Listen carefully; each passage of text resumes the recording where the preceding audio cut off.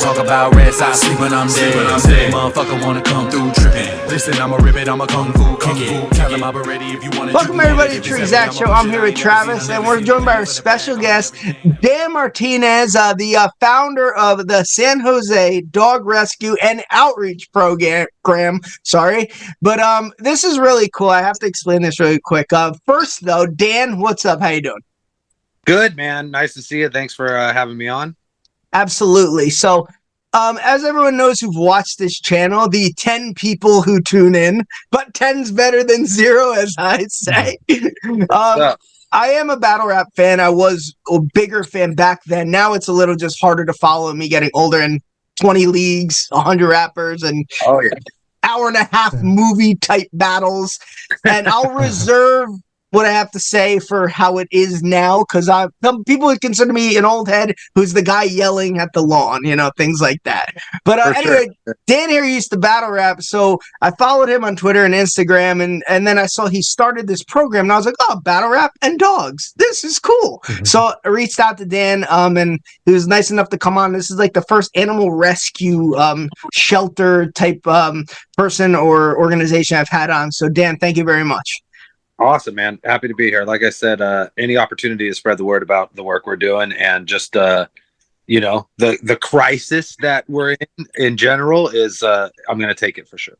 Yeah. Okay. So I want to start there too. I don't want to touch too much on, I will do a whole other episode on your battle rapping, but like, were you battle rapper turned dog lover or dog lover turned battle rapper? I guess, my love for dogs certainly predates the rescue. My first dog, Lily, is 8 years old now, and she's a rescue. Mm-hmm. And I kind of just like my family always had dogs, and I always wanted a dog when I was a kid. My parents wouldn't let me have one. When I got old enough and had a place that would accommodate a dog, I got a rescue. My wife, her mother has always fostered for rescues. And there was always a lot of rescues around our family. So like kind of came natural to us. And I feel like I didn't really think about it until it became my job. But like this is kind of probably what I was always supposed to be doing. That's awesome, man. Oh. Now, when you say you just got your first dog older in life, how did you choose it, and what breed did you pick? Like how did that happen, or did it choose you, as they say? Well, me and my wife really wanted a dog. We were living in apartments. We had cats. We finally got into a place with a backyard, and we were like, okay, it's time to get a dog. So we just started looking for rescues. You know what I mean? Because of my mother-in-law, we knew you don't buy dogs from breeders, and you always take an opportunity to rescue a dog, whether it be from the shelter or from a rescue organization. So in like looking up dogs that were available for adoption, we seen this cute little, what we assume, because I've never done a DNA test on her, is like a Pit Dotson mix, like a little wiener dog pit bull thing. Okay. She was a pit bull with tiny little legs. You know what I mean? I just thought that was super cool. So we drove out to Lodi, which is like an hour and a half away from where I am, and met her and met the rescue and filled out the application. I had to write like an essay about why I wanted her. Like the standards were high for adoption, which I didn't really think about until we started adopting dogs out. Like, yeah, that's awesome. That's definitely the way to do it. If you're a rescue, you want to make sure that the person who adopts your dog is someone who's actually going to care for it, not just put it in the backyard. So, we applied, we were accepted. Lily came home, they dropped her off to us, and she's been my baby girl for the last 8 years now. Funny story with us. So I grew up with all dogs. My parents had like 5 golden retrievers when I was growing up, and I got into a condo with my wife, and my wife never had a dog. And I didn't. That means I didn't have a dog. I lived at home, and then I lived in the condo for 7 months without coming home to a dog. And I think you're gonna feel what I feel here. After I lived with one, I can't picture coming home without. It's one of those things. So I go to my wife, my house, my condo just feels empty. I need a dog. So that was my wife's first dog. We adopted her dog Tino. He's a Dachshund Beagle mix, and And my wife driving home was like, when he gets home, he's not allowed on the bed. He has restrictions on the couch. And I'm driving, laughing. I'm like, yeah, okay, you have no idea. By 3 hours, this dog was running the house. And now it's her little baby. And it's ours. So then we adopted a brother for him, Paulie, who's a Chihuahua Dachshund. So we have Tino and Paulie, named after Yankees in the Dynasty era. And okay. Yeah, and so they are the best. But I think you're feeling it now, how great it is to have one. And I mean, you're surrounded by them all day. Travis, you're a cat guy, but you love animals. Yeah. Look at him. Yeah. Look at her. Oh my God. That's Lily. This is probably adorable. a yellow lab Dachshund mix. She's a little short leg Dachshund. And hey, I feel you there, Travis. I'm a cat guy too. Like, I just can't have cats anymore. We had cats when we started the rescue, and then we started. They passed away. We started bringing home big dogs that have high prey drives. So I can't really get a cat anymore. You can't have both of them. Yeah. No, totally get it. Dan, my wife wants to kill me because every time I show her your page with the rescues, she's like, where are they? Can he ship them out to New Jersey? I want them all. And I'm like, we can't have more than 2 right now. It's just hard. But I always tell her we adopted 2, which means we saved another 2 because it opened up room for 2 more. That's how I look at it, right? So, definitely. Now, Dan, you mentioned a crisis going on with the adoption stuff, but I do want to know how you got into this entire foundation. Like, when you really woke up and decided, all right, I want to start this organization. So, pandemic gave us all an opportunity to not work, I suppose. And that's when I started this thing. So yeah, you're right. Yeah, that's when it gave us all an opportunity to follow our dreams, I guess, by not having a steady work schedule. My wife is a hairdresser, and I did this kind of stuff, podcasting, run a battle league, being a musician. Right. So I was like, okay, let me take this opportunity to help out dogs in the neighborhood. And that's kind of how it started. That's why it's called Adopt My Block. There's a lot of dogs out here. We'd walk our girl and we'd see dogs living outdoors, no dog houses. People just, that maybe needed a little bit of help to take care of their animals. And rather than kind of like be rude about it, we figured out ways to be, to get, without being like judgmental, saying like, hey, maybe you want a doghouse. Maybe we can give you a doghouse. Look, you pitched, you're doing something bad. I know you. Look at this is my little short leg. Yeah, you're goofy. All those legs. What I'm working on right now. But we started the rescue. Come here. You sit right next to me so you don't do dumb stuff. And it just became my whole life, right? We were in the pandemic for what, 2 years? So it might have been a little longer out in California. Yeah, for sure. Yeah. It was a full 2 years before people were back to like regular work. So that being the case, we were like, I was all the way in. We became a nonprofit in March of 2020. So like pretty much at the beginning of the pandemic, and by 2022, when people started to go back to work, I was like, well, this is what I'm doing for the rest of my life now. And it was, to be fair, like it's my first real job. I worked as a rapper and a battle rapper, and other nefarious activities until I had a real job, which is dog rescue. And I kind of fell right into it. You know what I mean? That's awesome, man. Travis, anything? Yeah. Yeah, I have a question. So how does one go into just starting a rescue, like officially? Yeah. Like, are you just grabbing dogs into your house, or do you have like your own place for it? Well, yeah. So we operate out of the home. And we are a foster-based organization. So ultimately what we're trying to do is mimic a home environment for dogs that are either coming from the shelter or the street, so that they are ready to go into a home. Cool. What I never want to do, even if I have enough space for it, is have a bunch of dogs in kennels or have dogs that I don't have time for. You know what I mean? Mm-hmm. Like, so we typically are operating between 3 and 5 dogs at a time that we're trying to find homes for. And okay. I have 4 dogs now that are mine that aren't going anywhere. And that's kind of par for the course. I'm maxed out. I can't keep any more dogs. So as much as I love Pidge, she's going to have to get adopted. When my wife watches this episode, she's going to ask if we could adopt that dog. I'll put Pidge on a plane. Yeah, she's a mess, man. We're working on this one. We're working potty training, crate training. She got sent back from the shelter twice. So I'm going to make sure that it doesn't happen a third time by giving her some structure before we send her out again. But as far as like how you get into it, like I want to say like haphazardly, by making mistakes. Try like I feel like we were an annoyance to the shelter when we started, and now like we're a full ally, and like they we work with them very closely. In the beginning, you're just trying to help out whatever dogs you come across.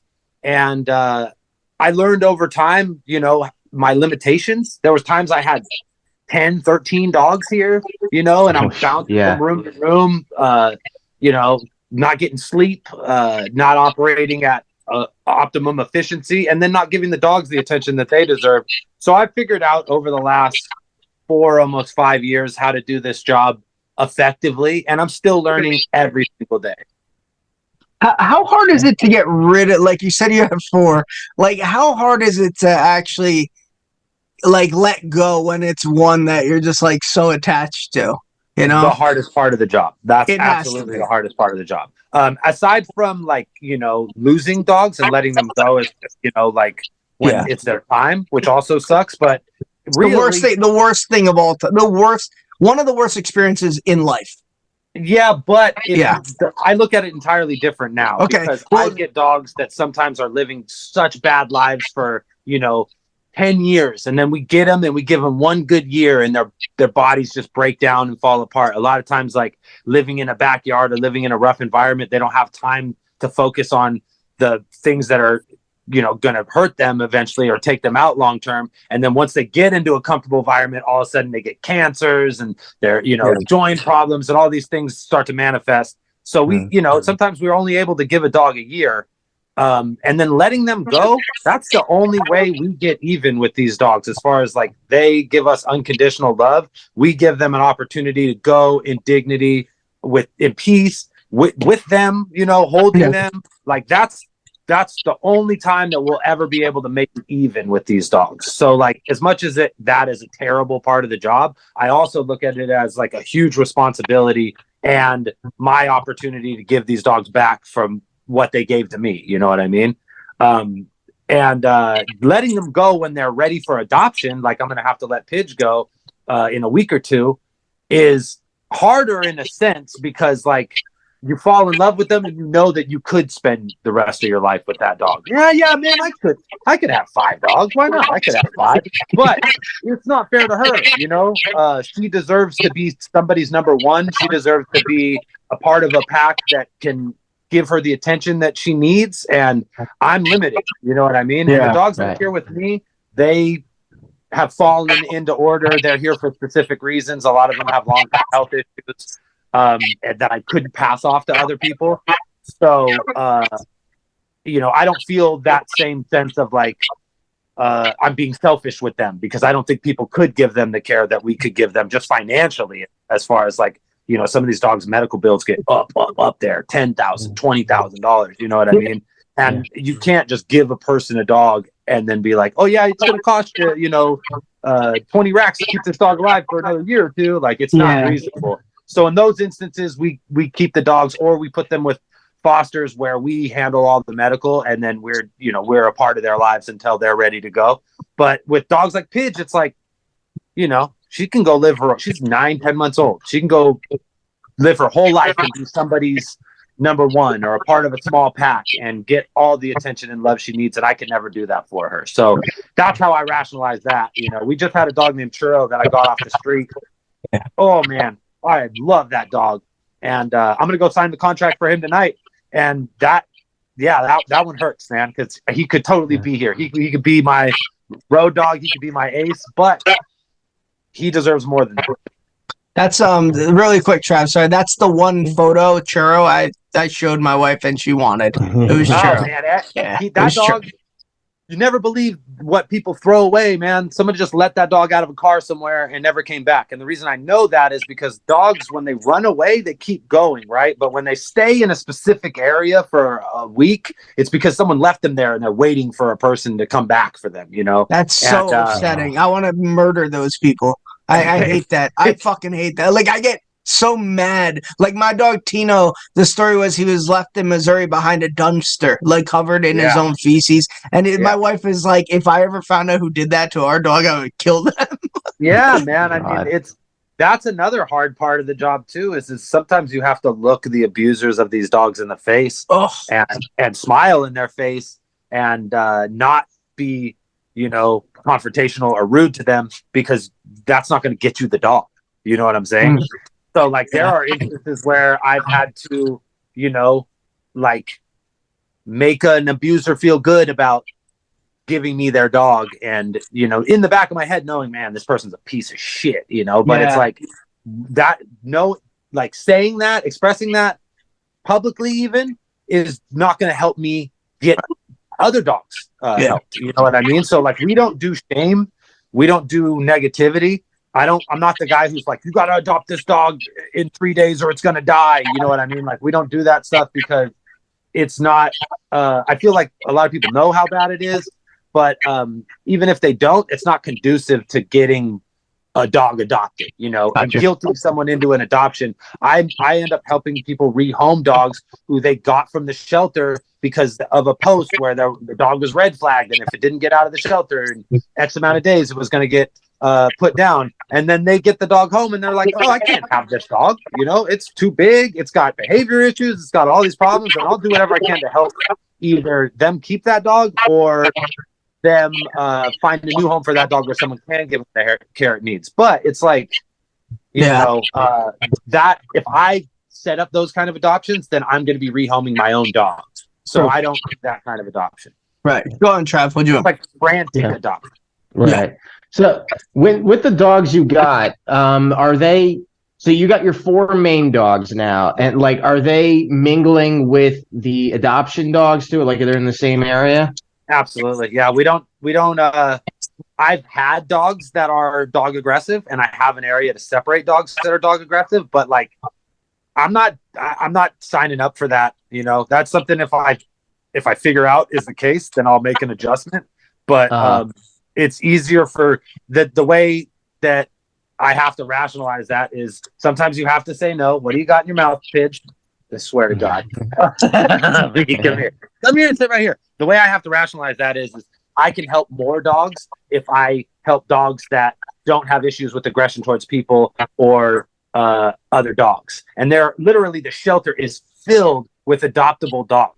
Literally thousands upon thousands of adoptable dogs that don't have aggression issues, that don't have health issues, are euthanized every year just simply because people don't have the time to take care of them, or the shelter doesn't have the space to take care of them, right? So like, I got to make sure that the dogs that I work with are going to be able to be adopted so that I can pull another one of those dogs. You know what I mean? We had a dog here for a long time, Joey, for 2 years. He had bit somebody to stitches. He was on his way to the chamber, so to speak. And we rescued him, but him being here for 2 years meant that a lot of other dogs couldn't be here. So I would not sign up for that again just because of that. And it's unfortunate. And eventually, someday, we will have the space to be able to accommodate more dogs like that. But for now, we can't. Yeah. When you were talking about the medical, so how does it work if it builds up? Do you get, like, how does a foundation work? Is there grants that come in? Yeah. How does that work? We are constantly raising funds. We're constantly in fundraising mode. So that hat you're wearing right now is one of the ways that we raise funds, sell merchandise. I have fundraisers like less in the winter because it's harder for people to come out, but like typically 2 times a month, 3 times a month, sometimes every weekend, we're out raising funds, either like at a restaurant doing like a dine for a day thing where a portion of the proceeds go to our rescue, and then we're there selling t-shirts and sweaters and stuff. People just make monetary donations, often enough to keep us in the game. We have a Patreon, which people pledge monthly, and then we get a couple general operating grants, and those are really like the lifeblood of our organization. So like, hopefully in the future we can get more, because the more money we have, the more dogs we can save. Just straight up. It's that kind of world. And vet services have only become more and more expensive over the last 5 years that I've been doing this. It's really like, it's crazy how much this stuff costs now, you know? Yeah. Who gives you those grants? Like, who's like a big donator or doing that? So there are different organizations that will, like, they have like a large sum of money from like a trust, and then they pick, you know, however many organizations that they want to donate to. There's one called the Seattle Foundation that has donated to us annually for the last 2 years, and then there's another one called the Satterberg Group that's done the same. Blessed to have those. You don't even know how you end up on these people's radar. Sometimes just a big check comes in the mail, and you're like, oh my God, this is amazing.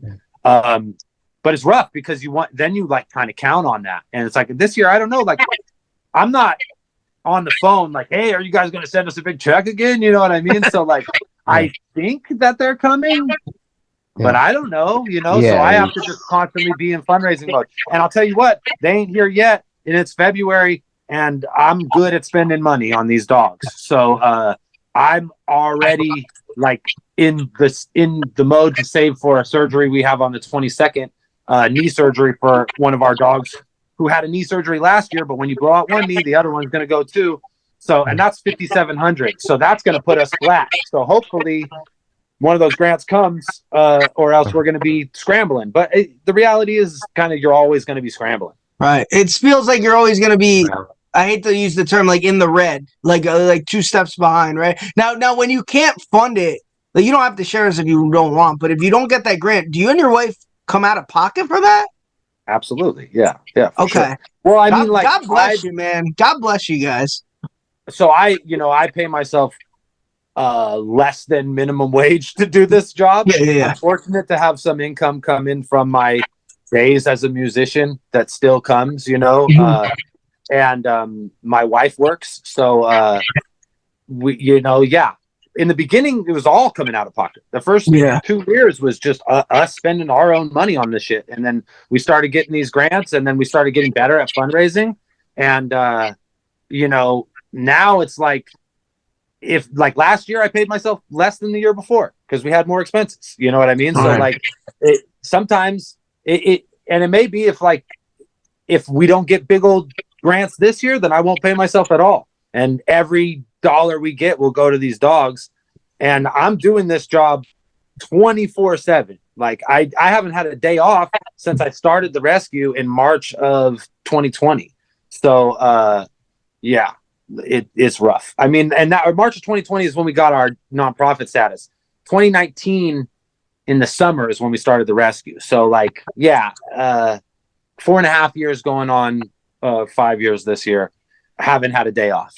Just been doing this nonstop, and it's rough, and I get tired to say the least. But I feel like we're working towards a point where I will be able to take some time off. We're expanding our team. We added an executive director this year who's just made a huge difference as far as our ability to get dogs adopted. So as our team grows and as our resources grow, as we have more infrastructure, then I'm moving closer to a point where I'm not just burning the candle at both ends. But I'm still in burning the candle at both ends mode right now. Now, if you have a dog because my dog Tino got diagnosed last year in diabetes. So we have to wake up every 12 hours, give him shots with insulin. If you have a dog that you find with a pre-existing condition like that, how do you handle that?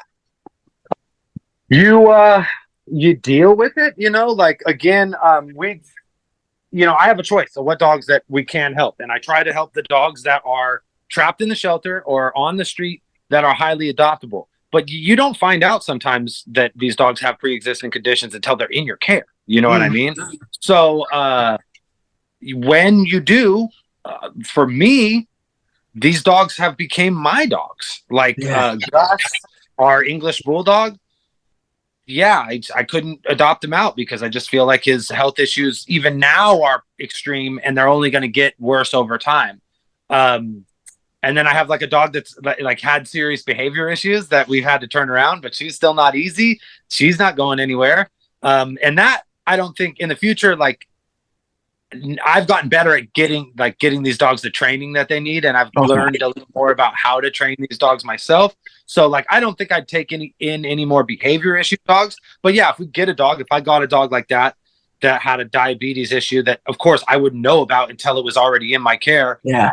I'm either gonna put them with a foster and then help that foster cover the medical, which means that they're gonna handle getting the dog its food every day and all the basic care for the dog. But when that dog needs to go to the vet for crazy stuff, we get the call, and we're going to be the ones that handle that. This knee surgery dog, that's a lot of money, dude. $5,000 for each knee. Most people out here are living check to check, so you can't expect someone to take on a dog and then be like, oh yeah, that $5,000, that's your problem. I think a lot of rescues are like that. We're not. I wouldn't. I consider everybody who adopts a dog from us to be part of our rescue family, which means like I got your back forever. You know what I mean? Like, as long as that dog is around, then I'm here to help you out in any way I can. So we pull together and we make these things happen, and that's just kind of the nature of the job. Nice. Go on, Trev. Yeah, I mean, that's incredible. I mean, good on you. Like, it's a hell of a commitment you guys made, and like, that's tough stuff. And that's, you're dealing with so many like bad people, and you're trying to find the good people that you can handle these dogs. And there's a special lot place of emotion in heaven to deal with. Yeah, special place in heaven for you guys. I'll say that, man. Yeah. Now, I tell you what, I try not to like operate on karma. Not only because I don't believe in it in any way, shape, or form, but also like I don't deserve better for doing this work. This work is making me better in the process of like doing it, right? So like I don't feel like I'm owed anything at the end of the day. I feel like I'm becoming a better person by doing this work. I'm learning how to be of service to my community in a way that I didn't understand or know before. And the benefit of that is surrounding yourself with really good people, and then you kind of you have a support system in that sense. You know what I mean? And that's kind of where I'm at with this. Like, I'm happy to be doing this job, and it's introduced me to a whole lot of people who I feel like are amazing and wouldn't be in my life if I would have continued to be a battle rapper or a rapper or a podcaster or whatever else I did. You know what I mean? Yeah. No, you're doing great, man. You mentioned right before we started, the crisis going on. Just explain how bad it is, man, out there. Well, you have like a lot of things working against you in the world of dog rescue, and big respect to everybody who in the world of cat rescue, because that's a whole different job that is also crazy. But the problems are different. The difference in dog rescue is that you have multiple things that are working against you. For instance, the breeder issue. People breeding dogs kind of indiscriminately for money and not taking into account the dog's pre-existing health conditions. So they're breeding a bunch of dogs that are going to have existing health conditions. The dogs that are most susceptible to this kind of breeding are French bulldogs at the very top of the list, pugs, and English bulldogs. Those three dogs, the short-faced dogs. People are trying to make these dogs shorter in the face and shorter in the legs, and in the process, they're like creating these like little gremlin dogs that are guaranteed to have serious health issues. Super cute, right? That dog can't breathe. Yeah, that's super cute. You know, that dog is guaranteed to have joint issues because it's going to weigh 50 pounds, but its legs are 6 inches long. Like that. No, that's terrible, dude. Like, they're downbreeding these dogs. And then like when these dogs develop these serious health issues, like I said, people can't afford a $10,000 surgery for their dog. So then it just becomes the problem of the shelter, the problem of the rescue. And it's funny that Frenchies were, number one dog in America. People are paying thousands upon thousands of dollars for these dogs. Go to the shelter right now. Tell you what, there's a ton of Frenchies in the shelter because people buy them and they don't know what they're getting into with regards to the finances, or like any other dog where they have behavior issues. If you don't train your dog, it's going to be rough to work with. You know what I mean? If you don't give it enrichment or attention. So there's a lot of mean little Frenchies in the shelter. You know what I mean? And like, it's rough. And instead of adopting those dogs, people go out and buy from some dude in a parking lot. They'll hand over thousands of dollars, and then that's it. That guy's never going to answer your phone calls again when you call him back, because your dog has IVDD, because they've been breeding a dog that has a serious health issue that they don't care about, because when the puppy's born, it's worth X amount of money. And now that shit's so bad that people are stealing these dogs from people on the street. Like wholesale, you're walking your Frenchie and someone will run up and snatch that thing out of your hands. If it's a male and it's got a pair of nuts, they could use it for breeding. If it's a female, maybe it's fixed, maybe it's not. If it's not fixed, which most of them aren't because they're not purchased from shelters or rescues, then those dogs end up becoming, for lack of a better term, sex slaves, used for breeding and then dumped, like my boy Gus, who obviously, because of his legs, spent 18, 20 hours a day in a cage with no pad underneath, nothing to stand on but grates. So his feet are all messed up and they're just sliding pee pads underneath. Let him out twice a day to poop, maybe. And then when they're done with them at 3 years old, they tie him to a fence at a vet. And that's someone who wants the dog to be found. It's worse when they don't want the dog to be found. That's just one issue. The other thing is the spay neuter issue. For 4 years out here, the shelter's still, the San Jose Animal Care Center, 1 million people live in this city. That shelter does not have the resources to fix dogs for people. Used to fix dogs for people based on your area code. So no matter where you lived in San Jose, if you lived in North San Jose, basically if you lived in anywhere but a super rich area of San Jose, or if you had any pit bull or any Chihuahua mix, they would fix your dog for free. All the way up until 2019. Pandemic hits, people leave, things never got back to normal. So there's been no low cost or no cost spay or neuter option in this city for 4 years plus now. So we're talking, thousands upon thousands upon thousands of dogs born on accident, born on the street. Those dogs end up in the shelter, and the shelter is bursting at the seams. What we have is, we call a no-kill shelter, and that just means that they're not euthanizing dogs based on a time schedule, but they are for space. They have to. There's no other way. So if the dog is sick, it's getting euthanized instead of getting treatment because they can't afford to treat it. I am for the shelter. I'm filling up my van and driving dogs to a low-cost clinic in Prunedale, an hour away, to get dogs for the shelter fixed because they can't adopt those dogs out until they get fixed. So, we need a mobile spay and neuter unit here that rolls up to the encampments. And every time I go to the encampments, homie, it's like a third world out there. There's just 25, 30 dogs running around off leash, eating garbage, fucking just doing crazy shit. And it's like, that shit is overwhelming. And that, and then on top of all that, you have the rehoming issue where people think it's okay to get a puppy. And then once that puppy becomes big and hard to deal with, I got to get rid of it. I got to drop it off at the shelter. If the shelter won't take it, I'll abandon it on the street. So you see, we do a lot of courtesy posts because I don't take surrenders. My mandate is to clear the shelter, is to get the shelter out of crisis mode. So I'm only pulling dogs from the shelter or intercepting dogs that are on the street that would be going to the shelter. I can't take your responsibility away because you signed on for a commitment for that whole dog's life. But after 9 months, 11 months, a year and a half, you decide, he deserves better. Man, fuck you people. Rehoming, not a word. It's just a shitty term that shitty people made up to get out of their obligations. And those three compounding things have put us in a state where we are drowning in dogs. There's not enough homes for the dogs that need to be adopted. And plus, we live in a place like San Jose where shit's expensive, and a lot of these places don't accept dogs. A lot of the apartment complexes have breed restrictions, have weight restrictions. So I don't know. Hey, no, it's worse. It's worse hearing it coming from you. Like, here in New Jersey, we probably deal with the same stuff. I just don't speak to any. I guarantee you do.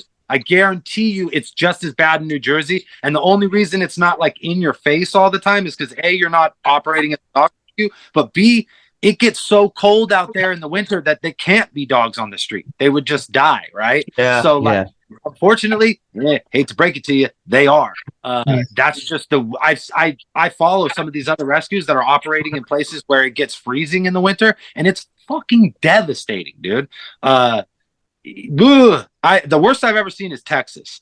Like San Antonio, a lot of like the major cities in Texas are dealing with like insane dog problems, and it's a lot of the same shit. It's all the same. It's people breeding indiscriminately. The breeders don't give a fuck. They don't care that they're passing on diseases. They don't care that they're taking up homes of dogs that are in the shelter that need them. All they care about is money. That's the bottom line for them. Any business that operates off making money off of dogs is not operating in the interest of dogs for fucking sure. Even like a lot of boarding facilities, to be honest, you got to really be careful about where you're putting your dog. But beyond that, like, it's just, it's a hard time to be in this business. And that's also why I think that even if I wanted to get out, my conscience wouldn't let me, because I would just be one less person doing this job. Yeah, and you're almost too far in at this point. It'd be like hard. It's a mob. I do want to ask you, since you touched on that, with people getting glory and pay like for money not in the best interest of dogs. I saw you tweet a couple times. You've been pretty outspoken against Mr. Beast and what he just did with the $1 million. Now, for those who don't know, Mr. Beast is that YouTuber or influencer, whatever you want to call him, and he does some like crazy shit on YouTube, and he tries things. So he just recently posted he's saved 10,000 dogs for $1 million or so. What was it? That would be beyond acceptable, and I would commend the shit out of that. He spent $1 million to get 100 dogs rescued. Yeah, and you were very outspoken against it. Yeah, for 100 dogs. Now, look, this is important for people to understand. Okay. God bless him for trying, and getting 100 dogs home, right? 100 dogs for $1 million. Dan, can I ask you, if you got a check for $1 million? Yeah, if you got a check for $1 million, how many dogs would that actually save in your work? Well, I'll tell you what I would do. I wouldn't make a video of me and patting myself on the back for saving a specific amount of dogs. I would put programs in place, like a spay and neuter program, or helping the shelter build an extra building, something that would save thousands upon thousands of dogs over time. But you know what? That's not really entertaining with regards to like watching a YouTube video. You want to watch 100 cute little puppies go from being in a warehouse to being in a home, right? And that's a lot more entertaining for a YouTube video than like funding a mobile spay and neuter clinic and preventing thousands upon thousands upon thousands of dogs that there aren't room for from existing, or building a extra building for the shelter, probably cost you $500,000, and then they can house another 100 dogs every month, every week. You know what I'm saying? You know how many dogs are euthanized in America every year? Something like 390,000 dogs statistically are euthanized. These are, and 80% of those dogs are highly adoptable.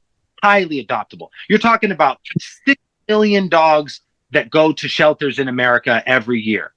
What the fuck is 100 dogs gonna do in the long run? And I hate that. I hate it. I feel like a lot of people's responses was like, well, what, isn't that good for the 100 dogs? Yes, absolutely. Yeah. But it's incredibly misguided in the sense that if he would have consulted any rescue organization, they would have pointed him in the direction of setting an initiative that would have saved thousands upon thousands of dogs over time. Because that's what we need. We need 10,000 dogs to be saved. We need 20,000 dogs to be saved over the course of a year or two. We need to create a system where dogs aren't dying in the street, not a cute little video where 100 dogs get adopted. And mind you, you get ad revenue from, and you're probably going to make that $1 million back from that. I guess the only positive that I could really look at from that situation, outside of the 100 dogs finding a home, which, here's the other thing. I've been in this business for a long time. Sometimes finding a home for a dog isn't permanent. How much follow through is? What happens to those dogs? How many of those dogs are going to get returned to the shelter? How many of those dogs have pre-existing health conditions he's not ever going to know about because he's moved on to some other fucking philanthropy for money fucking scheme where you're making a cosmetic fix to a systematic problem? No idea, right? But what would have been way better is if he consulted a rescue and they said, hey, yeah, man, let's build a mobile spay and neuter unit and roll up on the homeless and get these dogs fixed and vaccinated. Not a sexy video, but you're saving lots of dogs in the process. I think what you're trying to say too, I'll say it for you if you don't mind, is like, he's a great influencer YouTube guy who has fun with things, as far as like, oh, can I eat this? We ate 100 Big Mac or things like that. But like when it comes to dogs and things like this in the country, like, it's not a fucking game.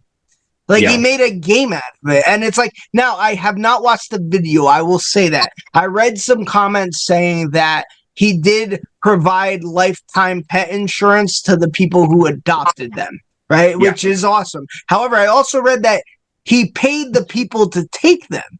Yeah, he was giving $20,000. Which might be creating a worse problem. Yeah. Like, I would, like, now anybody would just take them for 20 grand. Like, you know, you got someone, I need 20 grand. Sure, I'll take a fucking dog. I know, like, this video was shot under like a time constraint. Like, our adoption process is pretty thorough. We do a home inspection, right? And we get an application first. If they meet the criteria with the application, we do a home inspection, and then we do a sleepover, which means that we allow these people to have the dog in their home for between 3 days and 3 weeks to figure out if it's a good fit before they decide to adopt. So that if it's not a good fit, that's fine. We take the dog back and set it up on another adoption meeting. We don't move on to the next dog until each dog has found a home. So we're not, ending up with a pile of dogs from people back from sleepovers. But you have to give people an opportunity to figure out if a dog fits their life. Now, I'm sure that's not happening. But if you got $20,000 to keep the dog, maybe you're going to keep the dog, but maybe you're just keep it in the backyard. You know what I'm saying? You made a good point. It's not a game. You're talking about a systematic problem in America right now, right? It's like if you were like, we're going to get 100 people off drugs. And then you're like, they're all clean and in rehab. It's like, homie, do you understand the problem that you're dealing with? It's not an instant fix. And maybe those people are going to be right back on drugs. Maybe 100 more drug addicts are going to be on the street. Maybe it would have been better to build a facility to treat people for their drug problem instead of pretending like you solved the dog problem by finding 100 dogs home and spending $1 million fucking dollars in the process. Homie, I've been doing 4 years on the books of dog rescue. I haven't cracked $1 million yet. Our biggest year was 150K, and that's money in, money out, straight money in, money out. Not even close. 75% of that, and I've saved way more than 100 dogs. And not just like even that, I fucking hate saying that. Like, I 100 dogs. Yeah. Lame. I put more than 100 dogs on the path of success, right? I tried to help way more than 100 dogs, but I'm not going to fucking put a crown of thorns on my head and tell you how many fucking dogs I saved, because that's not what this job is about.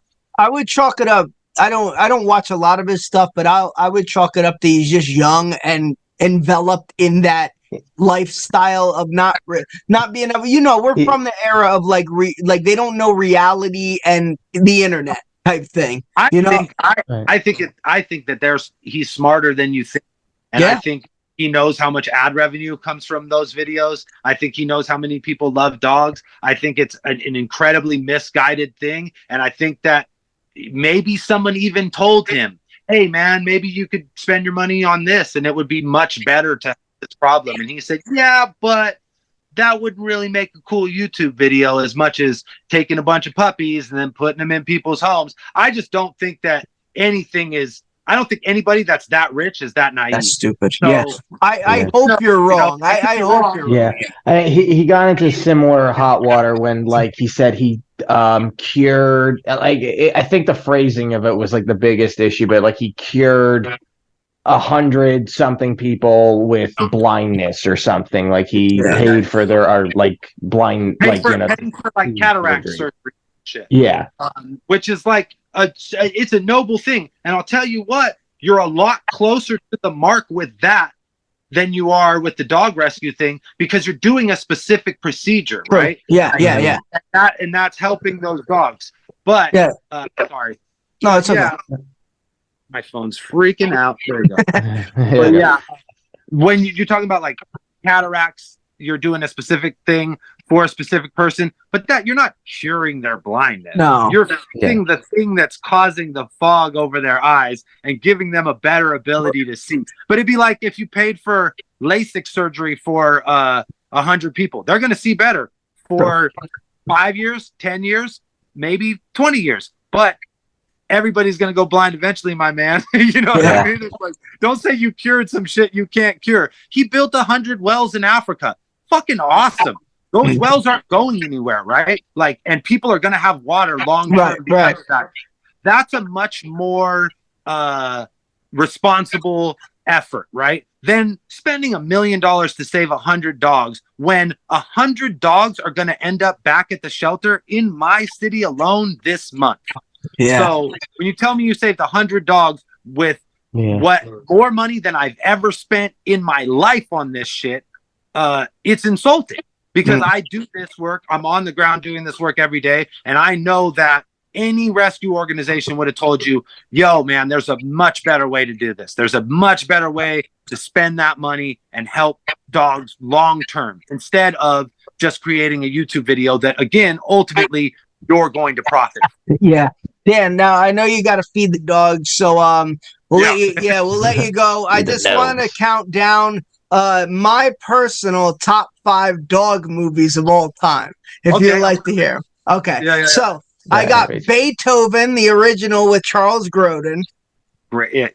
Genius. Yeah, great movie. Okay. This one might not be on people's list as it was forgotten. The movie Bingo, where the father was a field goal kicker for the Green Bay Packers and the Denver Broncos. Yeah. My Dog Skip with Frankie Muniz, very sad movie. And I combined Air Bud 1 and 2 as one, and then Homeward Bound 1 and 2 were phenomenal. Sad moment when Shadow climbed out of that hole and met Peter at the end. Just a heartbreaker. I also got an honorable mention to All Dogs Go to Heaven and Benji, and I'll give the TV dog. I'll give the TV dog to Wishbone, the guy, the little fucking Jack Russell who taught us literature growing up. So, do you approve of those? I totally approve. However, and I don't want to fucking ruin your. Hey, go for it. I don't want to ruin your childhood, but remember what I said about any business that is designed to make money off of dogs doesn't have dogs at the best interest. True. Look at how many dogs. Oh God. Died in the process of making Homeward Bound. Oh God, I don't even want to look at that. More than one. I don't want to look at that. Not Chance. More than one. Yeah, dude. Yeah. They just have to find another dog that looks like Chance, dude. You know what?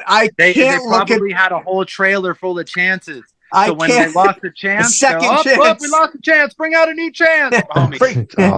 Second and third chance, fourth chance. It just writes itself, Dan. It writes itself. It's no good, dude. It's no good. I would say any movie that had a dog, animal as a star, period. That animal wasn't living its best life. You know what? At least Old Yellow showed us how it ended. Right? They were the only realistic ones. Yeah. There's a movie called The Dog's Life that's really good. And, that's good. Yeah. More recent, and I feel like the dogs were probably treated better in the process of making that movie. But it's just if you were oh, these are my favorite horse movies. Oh, those Yeah. horses were Yeah. not living their best lives. No, they're not. Yeah, man. Now, listen, I have to separate what was going on with my childhood here. I know that I know it, You but got to pick the cartoon dogs. yes, Yeah, there you go. Yeah. There you go. Yeah. I should have went with I don't think Oliver they're and in Company. jeopardy. What was I thinking? Yeah. All dogs go to heaven for sure. And then also, the one where Rodney Dangerfield is a dog. That That movie was is was fucking that awesome. was that Oliver and Company or No, No. that's I think you're talking about All Dogs Go to Heaven is the one with the I'm thinking of the Oliver. third thing then. I know what one you're Yeah. talking about, Rodney Right. Dangerfield. I should have Yeah. picked Pongo with 101 Dalmatians. I could have went There that you go. route. But even that, Yeah. it's like that lady was making a dress out of those Yeah. dogs. Right. And then Yeah. they made a movie where she was the sympathetic star. You're like, Yeah, what the fuck? actually- This bitch goes on to kill dogs for clothes. How am I supposed to root for her? It was actually a good movie, though, Cruella. It actually was a good man. movie. You're just- I gotta give it was a good movie. Dan, where can we catch you before you go? Like, you just shout out like the Instagram and things like that. Yeah, so Adopt My Block on Instagram. You'll see the dog paw with the house over the top. That's us. Our website is adoptmyblock.org. Donations are always appreciated. There's a link to our Patreon there if you want to support us monthly. Yeah, man. We live and die with the support of our people that hold us down. I'm so grateful to all of the people that have become part of our rescue family, either through adopting dogs from us or through donating to the rescue. Like you guys don't understand how much of a positive impact just a small donation has. And you could always go to dogsaredope.co and pick up one of those awesome hats like he's wearing. We have really cool hoodies and t-shirts. I think I'm wearing one right now. That's not a dog, that's family. We're going to come out with a whole bunch of new merch this year. We're going to have kids clothes. We're going to have a bunch of new hats. So that's a great way to support the rescue, both by funding us and by spreading a really good message. You know, all dogs do deserve love.